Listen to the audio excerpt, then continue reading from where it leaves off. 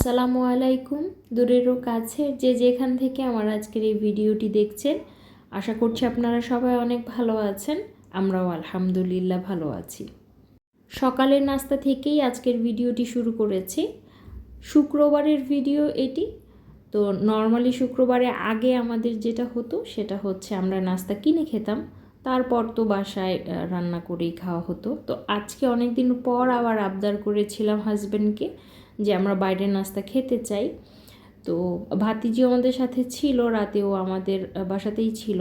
তো 4 জনের জন্য 4টা ডিম পোচ করে নিচ্ছিলাম। তবে আমার না এরকমটা হয় যে যেই দিন একটা কাজ খারাপ হয় ওই টাইপের যত কাজই করি সেগুলো না সব খারাপই হয়। ডিম পোচ করতে যে সবগুলোর কুসুম একদম মনে হয় যেন থেতলে এদিক সেদিক চলে যাচ্ছিল। তো সেইটাই আর কি করা যাবে, সেটাই পোচ করে নিয়েছি। আর তারপর তো চা বসিয়ে দিয়েছি, আর এইদিকে আমি প্লেটগুলো সাজিয়ে নিচ্ছিলাম। ভাগ্নি যেহেতু অনেক রাত পর্যন্ত পড়াশোনা করে, তাই তার সকালে ঘুম থেকে উঠতে খানিকটা দেরি হয়। তো ভাগ্নি ঘুমাচ্ছিল, আমি ভাতিজি আর আমার হাজব্যান্ড মিলে নাস্তা করে নিচ্ছিলাম। নাস্তায় ছিল বাহির থেকে আনা পরোটা, ভাজি, ডাল, আর আমরা বাসায় ডিম পোচ করে নিয়েছি। এই তো আমাদের শুক্রবার সকালের নাস্তা এটা। তো এখন আমরা নাস্তাটা সেরে নিব। আর আমার কিন্তু ভীষণ পছন্দের একটা খাবার হচ্ছে পরোটা দিয়ে চা দিয়ে খাওয়া, যার কারণে আমি যখনই পরোটা কিংবা রুটি জাতীয় কোনো জিনিস খাই, আমি না হাফ করে খাই, তো রেখে দেই পরে আবার চা দিয়ে খাওয়ার জন্য। নর্মালি সকালে নাস্তা করাটা আমার কাছে না অনেক কষ্টদায়ক একটা ব্যাপার মনে হয়। মানে সকালে আমার খেতে ইচ্ছা করে না, নেহায়েত বাধ্য হয়ে খেতে হয়, কখনো কোনো মেডিসিন থাকলে, কিংবা বিশেষ করে শুক্রবার সকালটাতে হাজব্যান্ড বাসায় থাকে। তো তো তিনি চান যে একসাথে নাস্তা করব, তো বাধ্য হয়ে এক প্রকার আমাকে নাস্তা করতে হয়, বিষয়টা হচ্ছে এরকম। তো একটা রুটি আমার জন্য এনাফ, কিন্তু হাজব্যান্ডকে দেখানোর জন্য গড়িমসি করে দেখা যায় যে 2টো রুটি নেই, কিন্তু ছিঁড়ে আবার হাফ তাকে দিয়ে দিই অর্ধেক। তো বাকি 1.5টা রুটি আমাকে অনেক কষ্ট করেই খেতে হয়, বিষয়টা এমন। সকালের নাস্তা না আমার কাছে বরাবরই খুব বিরক্তিকর, এটা স্টুডেন্ট লাইফ থেকেই। আমি জানি এটা খুবই আনহেলদি একটা অভ্যাস, খুবই ক্ষতিকর একটা অভ্যাস, কিন্তু না আমার ভার্সিটি লাইফ থেকেই এরকম অভ্যাসটা আমার হয়ে গিয়েছে। তো এখন আমি হাজার চেষ্টা করেও না এটাকে আর চেঞ্জ করতে পারি না, বিষয়টা এমন। তো যাই হোক, আমরা সবাই নাস্তা করে নিচ্ছি। আর ভাতিজি তো খাচ্ছে একদম কচ্ছপের গতিতে, তার খেতে সময় লাগবে একদম 2-4 বছর এইরকম। একটু একটু ছিঁড়ে ছিঁড়ে খাচ্ছে আর বলছিল যে ফুপি এটা স্টাইল। কি আর করা যাবে, ভাতিজির স্টাইল দেখতে দেখতে আমরা সবাই খাওয়া দাওয়া শেষ করলাম। তো এখন আমি আবার চায়ের সেশনে চলে এসেছি। এটা তো আসলে চা বললে চাটাকে অপমান করা হবে, এটা আমার মেডিসিন, এটা আমার একটা থেরাপি আর কি, মেন্টাল থেরাপি। তো যাই হোক, আমার সেই মেন্টাল থেরাপিটা হয়ে গিয়েছে, এখন এটাকে আমি গ্রহণ করবার পালা। আর যেটা বলেছিলাম যে চা দিয়ে পরোটাটা খেতে আমার ভীষণ ভালো লাগে। তো আমি নাস্তা খেয়েছি, তার হাফ খেয়েছি আর হাফ রেখে দিয়েছি। আমি দেখেছি সকালের খাবার খেতে, ভাজি হোক, ডাল হোক, ডিম হোক, যাই হোক না কেন, খেতে কি ভীষণ কষ্ট লাগে আমার। কিন্তু আবার চা দিয়ে যখন খাচ্ছি তখন কিন্তু দিব্যি খেতে পারছি, তখন আর কিন্তু কোনো সমস্যা হচ্ছে না। তো হাজব্যান্ড পাশ থেকে বলছিল যে হেলদি খাবার তো তোমার হজম হয় না, একটু ডিম দিয়ে, ডাল দিয়ে, সবজি দিয়ে খাবে, তা খাবে না তুমি, চা দিয়ে খাবে, পরোটা দিয়ে, তো এই হচ্ছে তোমার কাজ। তাকে আবার আমি বলছিলাম যে আমার চায়ের বিরুদ্ধে যে কথা বলে সে কিন্তু আমার চায়ের শত্রু না, আমার নিজের শত্রু। সো চা নিয়ে কোনো কথা বলবে না। তো হাজব্যান্ড জানেন যে আমি চা নিয়ে ভীষণ সিরিয়াস, তো আর কিছু বলেনি, উঠে চলে গিয়েছে। আর ওইদিকে আমি চা খাওয়া শেষ করে তারপর চলে এসেছি দুপুরে রান্নাবান্না করার জন্য। শুক্রবারের দিন আসলে একটু তাড়াতাড়ি দুপুরের রান্নাটা শুরু করতে হয়, তার কারণ জুমার নামাজ পড়ে এসে না তারপর আমার হাজব্যান্ড আর অপেক্ষা করতে চায় না, তার ভীষণ ক্ষুধা লেগে যায়। আর খাবারটা না হলে সে দেখি যে খুব ঘন ঘন চলাফেরা করছে, এদিক ওদিক যাচ্ছে, হাঁটাহাঁটি করছে, মানে তার ভালো লাগে না। তো প্রায় 10-11 বছরের সংসার জীবন, তো বুঝে গিয়েছি তার পছন্দ অপছন্দের বিষয়গুলো। তো আমি চেষ্টা করি তার পছন্দ মতো জিনিসগুলো তার বলার আগেই প্রস্তুত রাখতে। তো সেটাই দুপুরে রান্নাবান্নাগুলো একটু আগে ভাগেই শুরু করেছিলাম। তো আলহামদুলিল্লাহ একে একে রান্নাবান্নাগুলোও হয়ে যাচ্ছে। আর আহামরি যে কিছু রান্না করছি তেমনটাও না। হাজব্যান্ড বলছিল যে গরুর মাংসটা খাবেন, তো সেটাই করেছি। তার সাথে নাকি গরম ভাত খাবেন, তার পোলাও খাবারের কোনো ইচ্ছা নেই, তো সেটাই করলাম। আর আমার আবার করলা ভাজি অনেক দিন খাওয়া হয়নি। এই গরমের সময় করলা ভাজিটা আমার জন্য বেশ উপকারী। আমার আবার একটু অ্যালার্জির প্রবলেম রয়েছে, তো দেখা যায় কি করলাটা খেলে না আমার চুলকানির যেই প্রবণতা সেটা কম হয়। তো এই তো রান্না বান্না অলমোস্ট ডান, এখন লাস্টে ভাতটা বসাবো। আর আমি যেটা করি গাছে, মূলত আমি সপ্তাহে একবার চাল ধোয়া ডাল ধোয়া পানি দেওয়ার চেষ্টা করি। এতে বিশেষ করে আমি দেখেছি চাল ধোয়া ডাল ধোয়া পানিটা না মানি প্ল্যান্ট জাতীয় গাছের জন্য খুব ভালো কাজ করে। আর তবে খুব বেশি ঘন ঘন দেই না, কারণ এখানে ফাঙ্গাস হয়ে যাওয়ার সম্ভাবনা থাকে।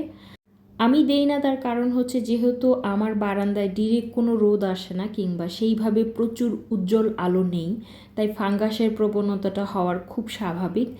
তবে কারো বারান্দায় যদি ডিরেক্ট রোদটা আসে কিংবা প্রচুর উজ্জ্বল আলো আসে, সেই ক্ষেত্রে 2-1 দিন পর পর আমার মনে হয় যে চাল ধোয়া ডাল ধোয়া পানিটা দেয়া যেতেই পারে, ফাঙ্গাসটা সেইভাবে হবে না ইনশাল্লাহ।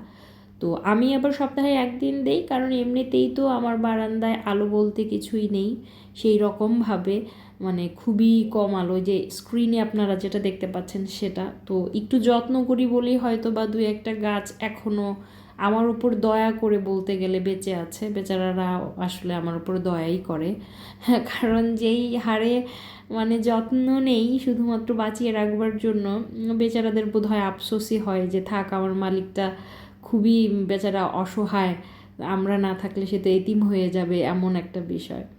আসলে গাছ যারা পালে না তারা জানে এটার কি পরিমাণ একটা জ্বালা, মানে মরে গেলে না কী রকম হাহাকারটা লাগে, কি আর বলবো।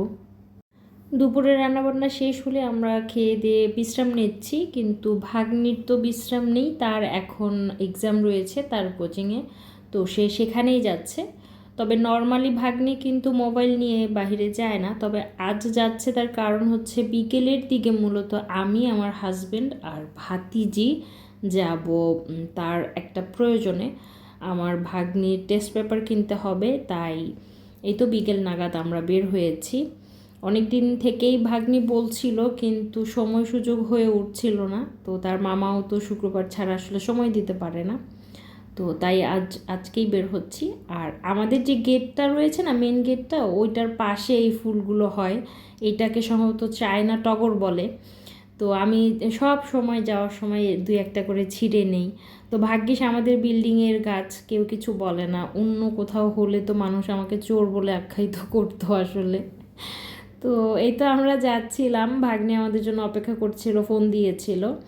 তো ওকে বললাম যে তুমি টেস্ট পেপারগুলো দেখতে থাকো, তোমার কোনগুলো লাগবে, আমরা এসে তারপর কথা বলছি।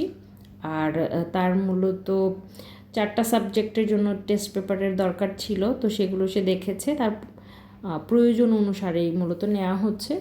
তো এই তো আমরা আবার পাশাপাশি এটাও আলোচনা করছিলাম যে শুধু কি বই কিনবো, আমরা কি কোনো খাওয়া দাওয়া করবো না।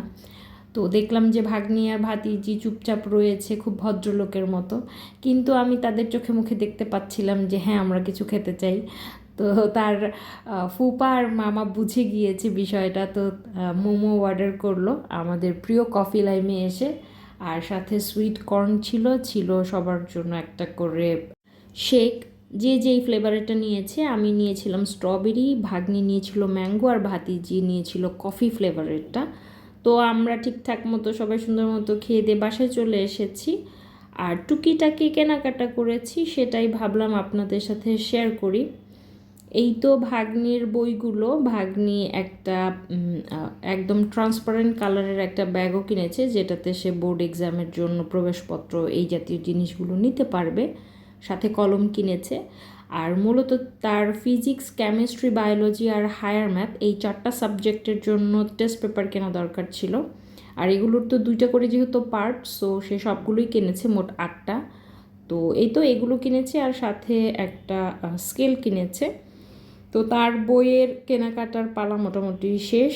তো এখানে আমি আবার তার বই কেনার পর টুকটাক আমাদের খাওয়া দাওয়ার পর আমি গিয়েছিলাম বেস্ট বাইতে। স্ক্রিনে নিশ্চয়ই ব্যাগটা দেখেই বুঝতে পারছেন। তো আমার কিন্তু বেস্ট বাই ভীষণ প্রিয় একটা জায়গা, মানে মিস্টার DIY থেকেও না বেস্ট বাইকে আমি কেন জানি ভীষণ পছন্দ করি। আমার সংসারের ম্যাক্সিমাম জিনিসগুলোই কিন্তু বেস্ট বাইয়ের। তো এই তো বেস্ট বাই থেকে বেশ কিছু জিনিস কিনেছি। তবে একটা জিনিস যেটা হচ্ছে না কিনলেও হতো, কিন্তু হাজব্যান্ড কিনতে বাধ্য হয়েছে এক প্রকার, সেটা হচ্ছে আমাদের পাল্লা ভারী ছিল, এ কারণে এই জিনিসটা মূলত পেপারে মোড়ানো, যেটা এটা কাচের একটা জিনিস, একটা সেট মূলত। তো এটা আমার ভাগ্নি ভাতিজির সবারই কিন্তু পছন্দ হয়েছে, কিন্তু হাজব্যান্ড একটু নারাজ ছিলেন যে সে কিনে দিবেন না, কিন্তু পরে বলছিলেন যে তোমরা সবাই মিলে চাচ্ছ না, কিনে আর কই যাব। তো যাই হোক, এই ছোট্ট বিটারটা নিয়েছি। এটা মূলত আমার কফি বানানোর ক্ষেত্রে একটু ভালো কাজ দেয়। মাঝে মাঝে ডিম কিংবা কফি, খুবই অল্প জিনিসগুলো বিট করতে সুবিধা হয়, তো তার জন্য এটা মূলত নেয়া। আর এই জিনিসটা আমার কত শত কিনেছি আর ভেঙে গিয়েছে ঠিক এই সাইডটা থেকে, এই মাঝখান থেকে না খুলে যায় হ্যান্ডেলটা, যার কারণে পরে আর ব্যবহার করা হয় না। তো এটা এনেছি, দেখা যাক এটা কি হয় ইনশাল্লাহ।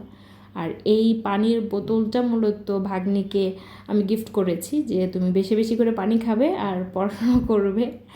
আর হাজব্যান্ড আমাকে এই জিনিসটা গিফট করেছে, যেহেতু চা কফির আমার প্রচণ্ড নেশা, তো তার জন্য তিনি এই কিউট জিনিসটা আমাকে গিফট করেছেন। তো এই হচ্ছে আজকের টুকিটাকি। আর এখন হচ্ছে মেন জিনিসটা দেখাই, সেটা হচ্ছে আহামরি তেমন কোনো কিছু কেনার জন্য তো বেস্ট বাইতে যাইনি, এই একটা ওয়াটার পট কিংবা স্ট্রেইনার এগুলো কেনার জন্যই গিয়েছিলাম। তো গিয়ে যখন ফিরে আসব, একদম বিল করার জন্য যে কাউন্টারের সামনে দাঁড়িয়েছি, সেখানে দাঁড়িয়ে হঠাৎ করে আমার চোখ গেল এই বাটি সেটটার ওপরে। তো হুট করেই আমার মাথায় আসলো যে আমরা তো রামেন খাই মোটামুটি ভালোই, তো রামেনের জন্য এইটা একদম আদর্শ একটা বাটি হবে। তো এই কথাটা ভাগ্নি আর ভাতিজির কানে আমি শুধু দিয়েছি, তারা তো হই হই শুরু করে দিয়েছে যে হ্যাঁ এটা কিনতেই হবে, খুবই ভালো হবে, এটা কিনে দিতেই হবে তোমাকে। তো আমার হাজব্যান্ডকে বলছিল, তো হাজব্যান্ড বেচারা অসহায় হয়ে বলছিল যে তোমরা তিনজন মিলে আমার সাথে এমন করছো, এখন না কিনে আর কোথায় যাব, সো কিনতেই হবে। তো আমি আবার তাকে বোঝাচ্ছিলাম যে আমি অনেক মজার রামেন রান্না করে তোমাকে খাওয়াবো, এটা প্লিজ কিনে দাও। আর তিনিও জানেন যে সাংসারিক জিনিসগুলোর জন্য, বিশেষ করে রান্না বান্না রিলেটেড জিনিসগুলো আমি ভীষণ পছন্দ করি, পরিবেশন করতে পছন্দ করি ভালো ভালো জিনিসে কিংবা নতুন নতুন জিনিসে। তো তার জন্যই সে রাজি হয়েছে। তো আলহামদুলিল্লাহ, খুশি খুশি মনে আজকের ভিডিও থেকে বিদায় নিচ্ছি। তো আজকের ভিডিওটি ভালো লাগলে সবাই লাইক করবেন, কমেন্ট করে জানাবেন কেমন লাগলো। সবাই অনেক ভালো থাকবেন। আল্লাহ হাফেজ।